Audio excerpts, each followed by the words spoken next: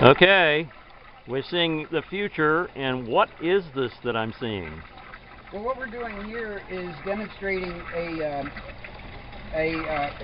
phenomenon of implosion through creating a vortex in the water. Per the science, sort of the research of Victor Schauberger, and we've become very interested in all of his work because of the physical properties of water and the impact of implosion, or this creating of a vortex in the water. And it's a very complex and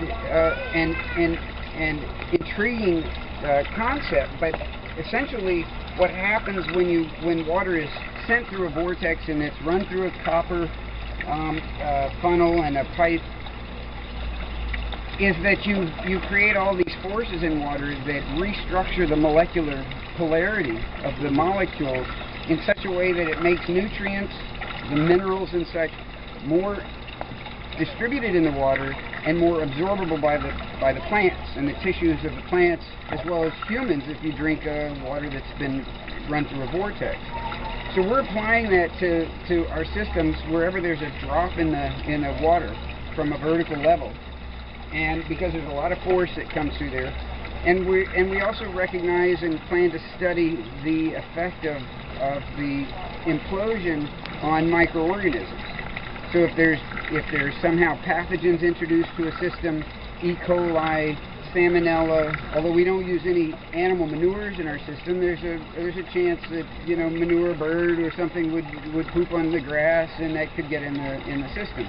That would be the case with any external inputs. So the system itself has a natural sort of filtering capacity, but adding this vortex, pummeling the water with implosion, intensively oxygenating the water, will help to eliminate these pathogens, particularly since many of them are either anaerobes or else are subject or susceptible to that kind of force. So you can add this to your system fairly reasonably? Yep, it's a pretty simple, this is a simple design that we've done, but we're looking at other things because in developing countries, you know, all these things that you form the golden spiral, you know, this is creating a golden spiral. It's using essentially a natural force of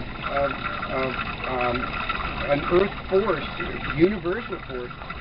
But this, you know, other things in nature have this this vortex sort of shape to it, including things like ram's horns and antlers. They all take on this curve.